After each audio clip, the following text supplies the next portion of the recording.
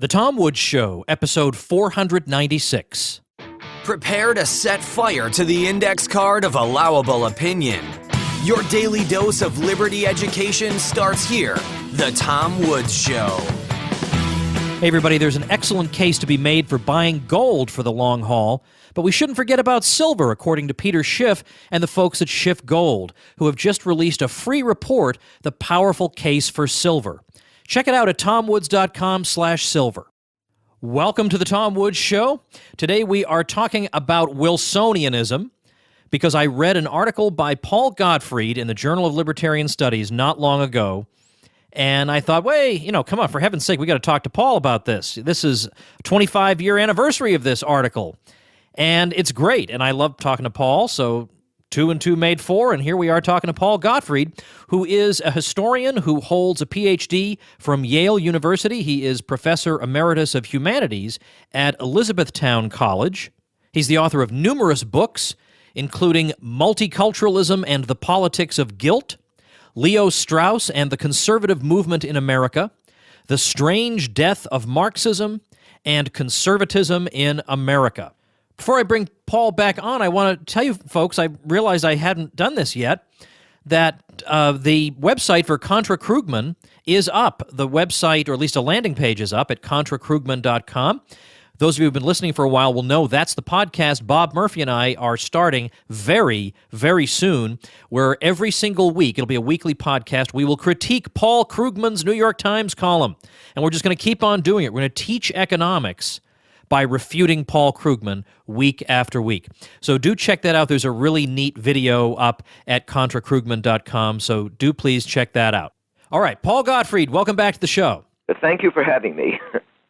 It's another case of, yesterday I was talking about an article by Anthony Flew that appeared years ago in the Journal of Libertarian Studies. I just was going back, looking through old issues, thinking of maybe there are some good gems in here, some topics that I can discuss on the show, so I thought Anthony Flew would be a good guy to talk about. And then I came across your article, Wilsonianism, The Legacy That Won't Die, and I realized it's from 1990, so the article is celebrating its 25th anniversary this year. So I thought in honor of that, let's have you on to talk about. I love when books and articles have anniversaries because it makes me feel old. Right. So anyway, all right, so let's talk about Wilsonianism. I mean, I'm pretty sure most people listening have a sense of what we're talking about, but especially for the overseas people, although probably the people on the receiving end of Wilsonianism know it even better than the Americans.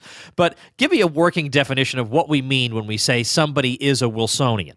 Well, I think in the American context, it means that that person believes in what is called liberal internationalism in foreign affairs, that the United States must impose its power together with other democracies, meaning particularly England, and since the neoconservative association with Israel, it is now Israel sort of part. So England and Israel, but particularly England and the English-speaking world, must together impose our vision of the world on other countries that are seen as less well-developed in terms of their political consciousness.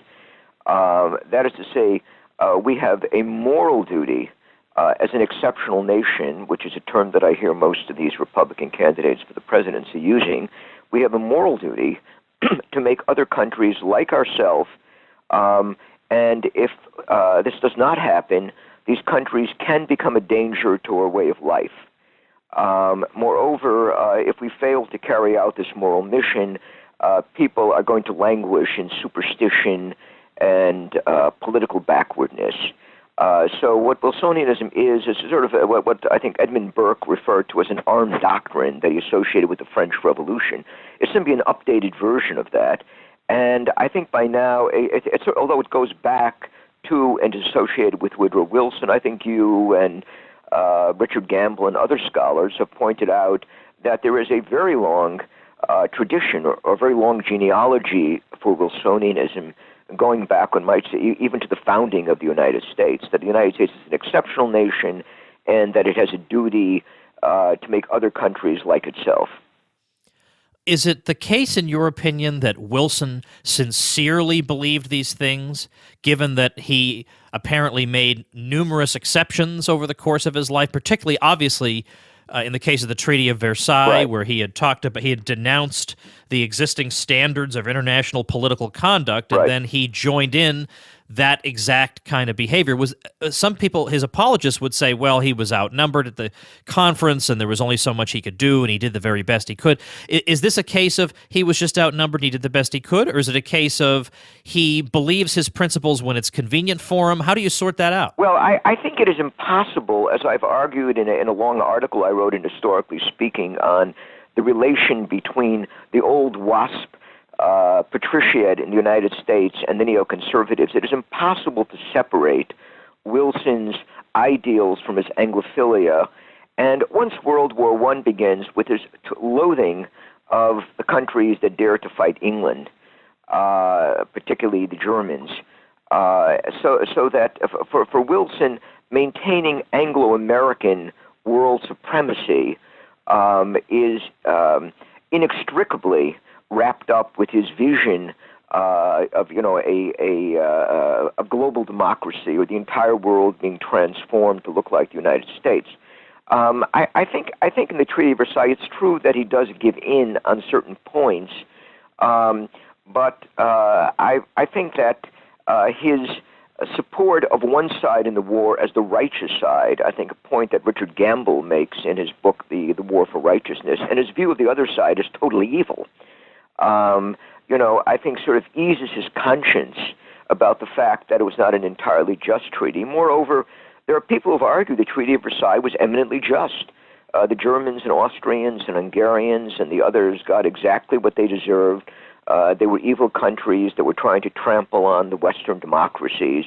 So I think Wilson, definitely sold himself that bill of goods, and even with the distribution of food stuff after the war, I think as Arthur Link points out in his biography of Wilson, Wilson's position was that the people who fought on our side should be fed first.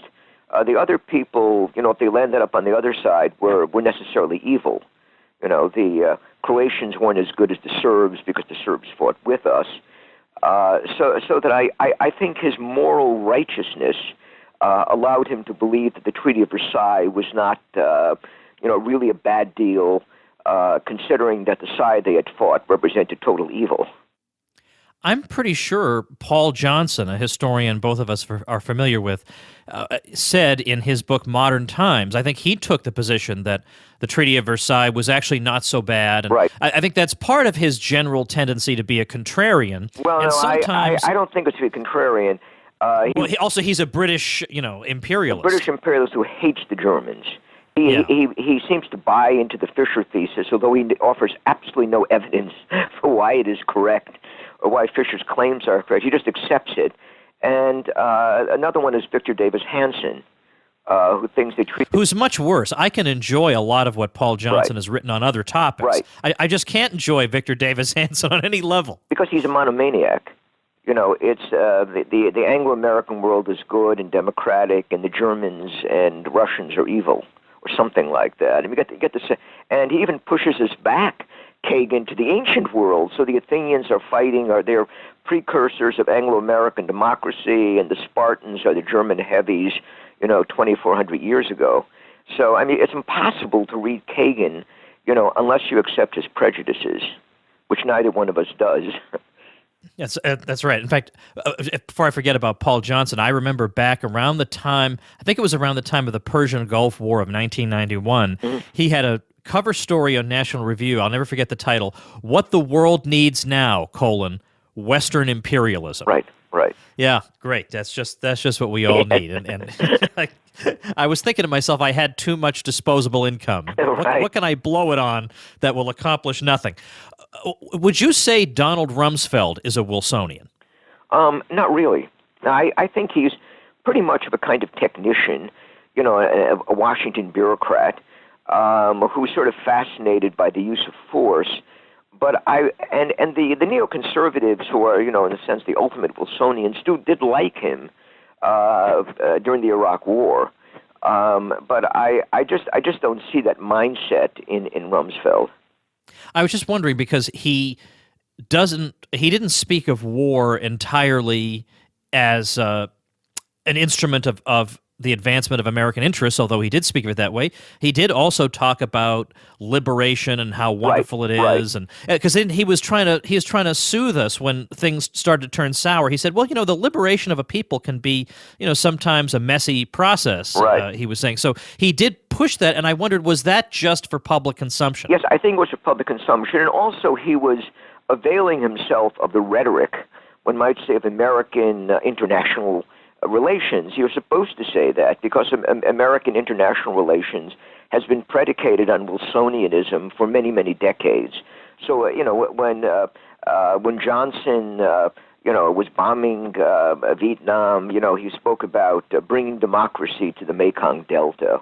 You're supposed to use that. I remember Kissinger complained that that this is a little silly. They always talk about democracy and this.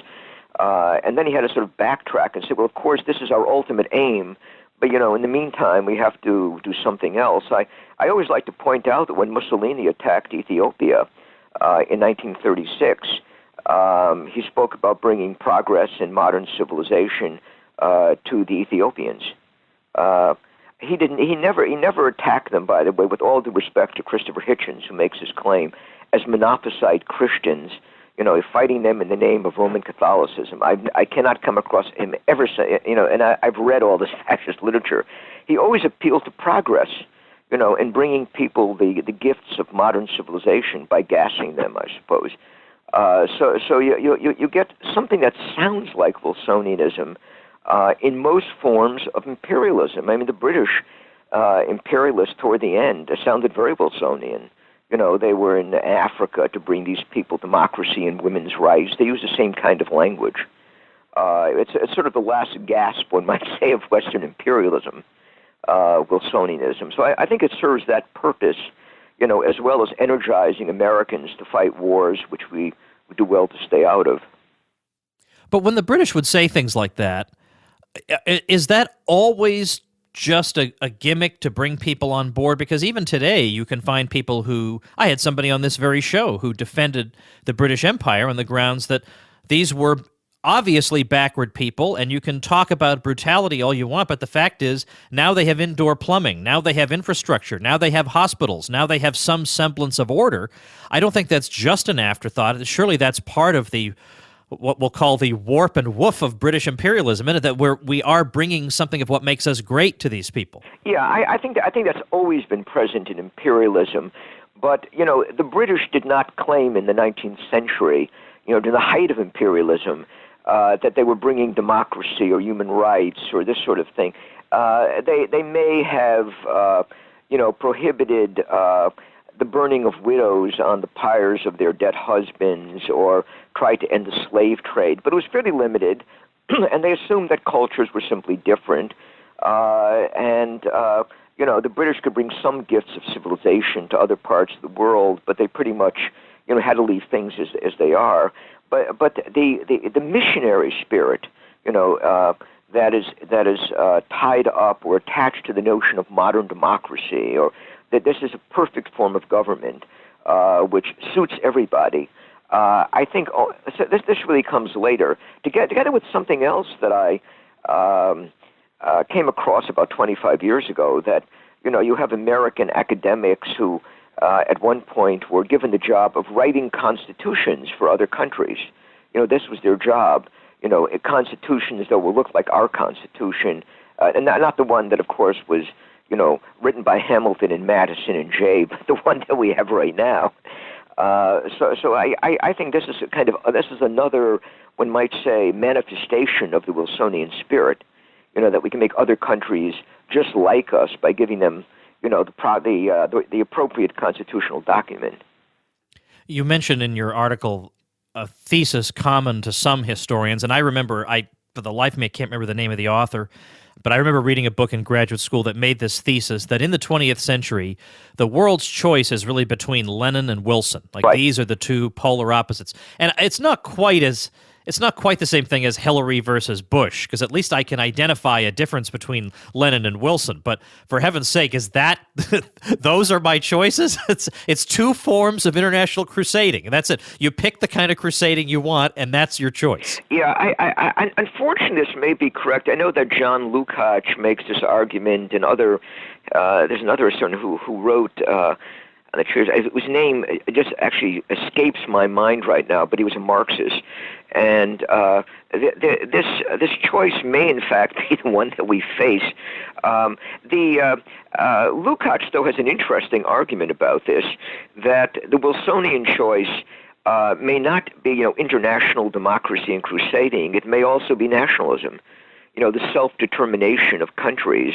So Lukács has argued that Mussolini is the child of Wilson, because he represents the option of national self-determination as opposed to the internationalism of Lenin. But I think you're correct. I think this is certainly the way, let's say, neoconservatives and other American liberal internationalists see the world, the way they saw it by the end of the Cold War, that it was essentially Wilson against Lenin. And we Americans, as global Democrats, are the heirs of Wilson.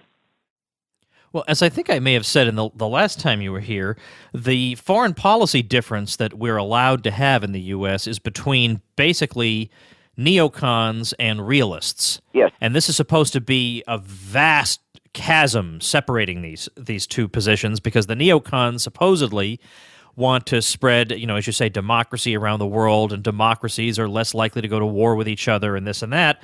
And the realists are people who say we should not be going to war out of a concern for women's rights around the world or voting rights or anything, but simply to defend American interests. But, well, regardless, the fact is most of the time, I mean, not all the time, but most of the time, they both favor the intervention just for their own reasons. So what difference does it make what their reasons are? But secondly,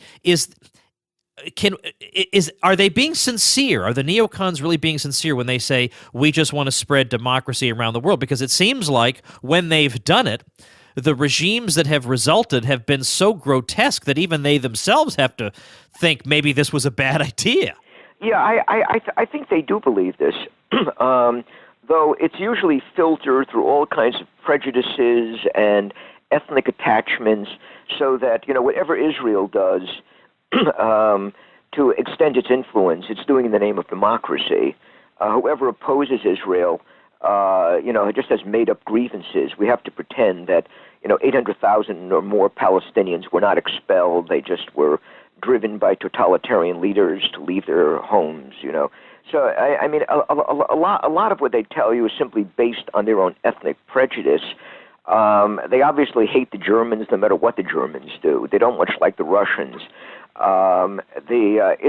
It's pretty obvious that they carry with them a lot of ethnic baggage, but I think at some level they do believe their own nonsense. They believe that other countries have to be made to look like the United States, and not just like the way the United States was at the time of the founding, but we must have gay rights. This is a new non-negotiable conservative, in quotation, demand, that Putin is a bad guy, or Orban in Hungary, because they don't have gay rights. They don't encourage gay marriage or gay fraternizing or something like that. So much of what they consider democracy is sort of a kind of updated version. It's whatever we're now doing in the United States is democracy, and I think at some level they believe this. I mean, if you read someone like John Podhoretz, for instance, which I do usually with a barf bag around, but what he tells you is that we have to stand up for democracy, gay rights, women's rights, whatever. But he also is loathes the Germans, adores the Israelis. There are all of these prejudices that do operate within this Weltanschauung. But I think at some level the guy really believes what he's telling you, which I think, by the way, makes them more dangerous. If you're only a person with with an ethnic hang-up, you could say that's that some Frenchman who fought in World War II doesn't like the Germans or whatever it is, or some Englishman doesn't like somebody else. We understand that, Margaret Thatcher never quite got over Kaiser Wilhelm. She was like always denouncing the Germans. And we understand that there are certain national allegiances and certain national enmities. But I think in the case of the neoconservatives, it is wrapped up with this worldview that is based on the assumption that we can bring democracy and should be bringing democracy, and democracy must be defined as the latest version of democracy as it exists in the United States in our allies, so-called allies, which are really our satellites. By the way, I do think realism does represent a counterpoint to Wilsonianism. The problem, it would seem to me, is that all the energy, is on one side. It's on the liberal internationalism. Yeah. So that somebody like Rand Paul may have started out as a genuine realist, and he still sounds to be the most sensible, of these people in international relations when I listen to them. It's just that he's under tremendous pressure all the time, A, to love Bibi, B, to, say I want democracy for other people, C, to support wars which all good American patriots would want, and so forth. The Republican media are hysterically in favor of American military intervention. So in order for Rand Paul to stay in a political race for the presidency, it is certainly necessary. As a realist to sound similar to the other side. So although I think realism does have value, intrinsic value, as a counterpoint, the realist position never gets played out. That's the problem. Well, and also I think it has I'm not saying deserved, but it has a certain air of moral superiority to it in the same way that leftism generally, domestically, has an air of moral superiority to it. We care about the poor, you don't. Yeah. We care about workplace safety, you don't. When the other side's view can't be fit onto a bumper sticker. It's a little bit more involved. There's more nuance to it, but nobody wants to hear that. So, and likewise, you could say to the neocons, you have screwed up every society you've touched in the past 15 years. Doesn't seem to matter because they use magic words like democracy, and somehow that means that it's okay that we displace 2 million people from Iraq, or that, that all these other things can be just brushed aside as the unfortunate consequences of our wonderful intentions. Oh, yeah, go ahead. They also have lots and lots of money and media exposure. Yeah, and they can write in the national newspapers, the so-called opposition paper, the Washington Post they can dominate. They can write the New York Times. There's no limit to their influence and power. So this is another reason why they can impose their will on opposition. Paul, let's take just a moment to thank our sponsor. This week I caught up with Peter Schiff, whose precious metals company, Schiff Gold, I use for all my precious metals purchases, to ask him about the brand new free report that they've just released, The Powerful Case for Silver, which you can read at tomwoods.com/silver. Here's a snippet of that conversation.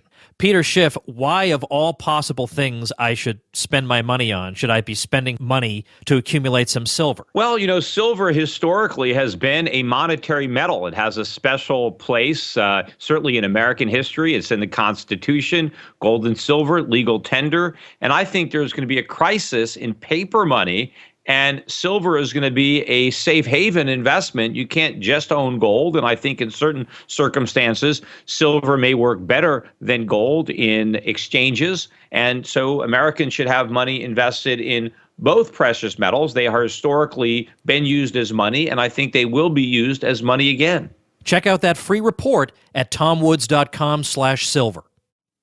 I want to say something briefly about World War I specifically, because when I wrote about this, I guess it was 11 years ago now, in the Politically Incorrect Guide to American History, I was trying to show that Wilson, for all his rhetoric about being disinterested and being neutral, everybody knows he obviously had a double standard because he loved the British and he hated the Germans. Like, anyone can see that. Right. And so I said that obviously neither policy should have been adopted, but the British had the starvation blockade of the Germans, which is the half the time left out context of the German submarine warfare. It wasn't that the Germans just arbitrarily adopted that policy. They're being starved to death on purpose. Right. So Okay, so when I talked about that, and I talked about how many people died by some estimates of malnourishment or whatever, I was accused by Max Boot which every time I hear the name Max Boot, I think about that George Orwell image of a boot stomping on a face forever. Right. But Max Boot in the Weekly Standard basically accused me of sympathizing with the Kaiser. Like, they have only one way of approaching people on this, Yeah. and that's always to accuse them of sympathizing with the bad guy. More specifically with the Germans. They hate the Germans. Boy, yeah. Yeah, I mean, because of the Holocaust. The reality was in World War I, most Jews throughout the world supported the Central Powers. And there were hundreds of thousands of Jews kicked out of Eastern Europe by the Russian army, which went into Austria and Germany where they were protected.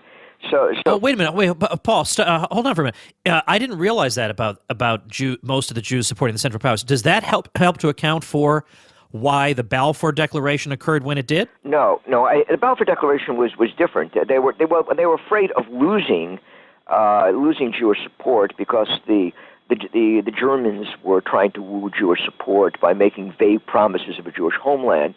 But it is true that most of the Jews in the world were fighting for the Central Powers and were sympathetic. They were certainly anti-Russian, but they were sympathetic to the Central Powers. Remember, Austria-Hungary had protected Jews throughout Eastern Europe, and in Germany, although there was some persistent anti-Semitism, the kind of Jews had done very well in the course of the 19th and early 20th century. So in order to outbid the other side, they offered the Balfour Declaration.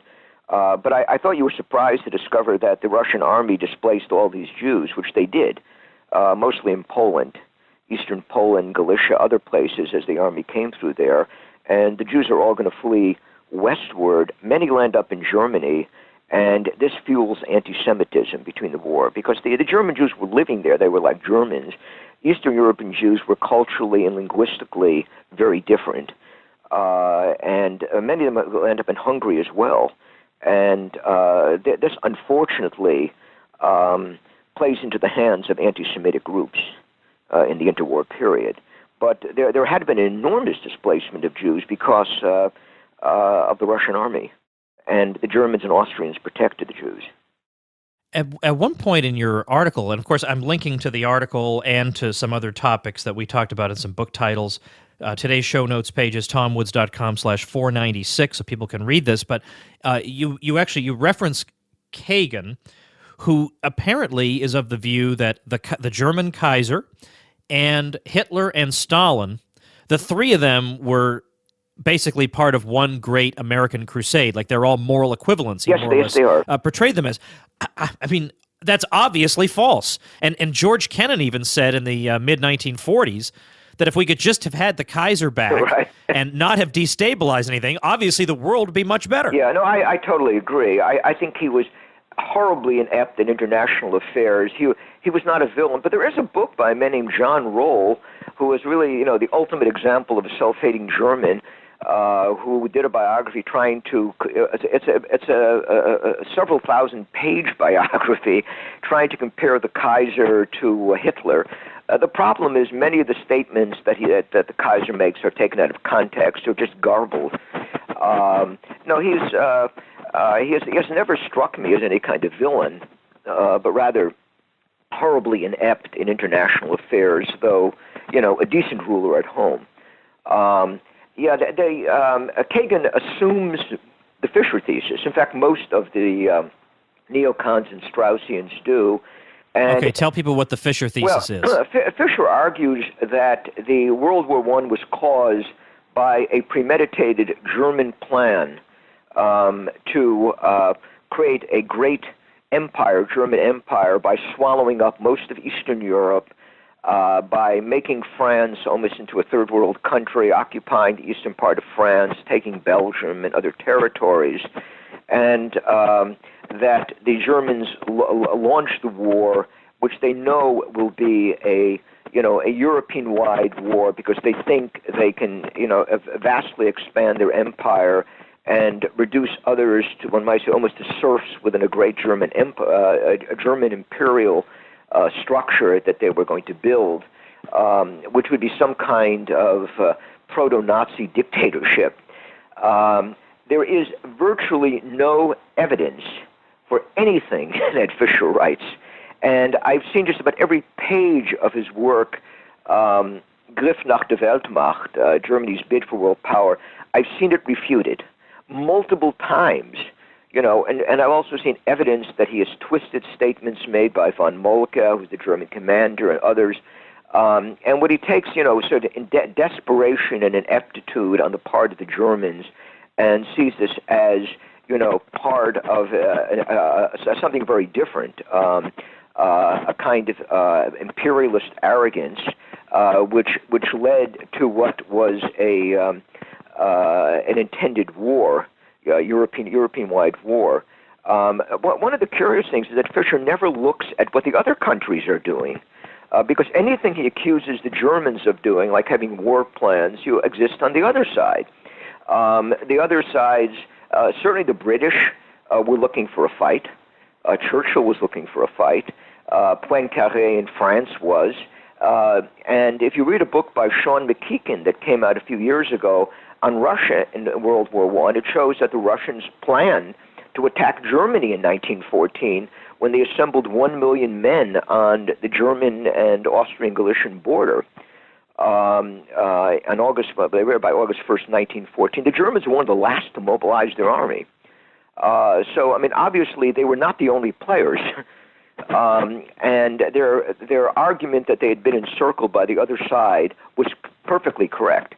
They did jump the gun, and they acted disastrously in Belgium, but they certainly were not the only. They were certainly not more responsible for the war than the French or the Russians or the Serbs.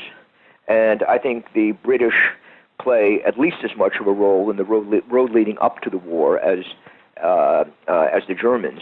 But the Fischer thesis is simply accepted face value by most neoconservatives, and certainly by Max Boot, because of their revulsion for the Germans, because of World War II and the Holocaust.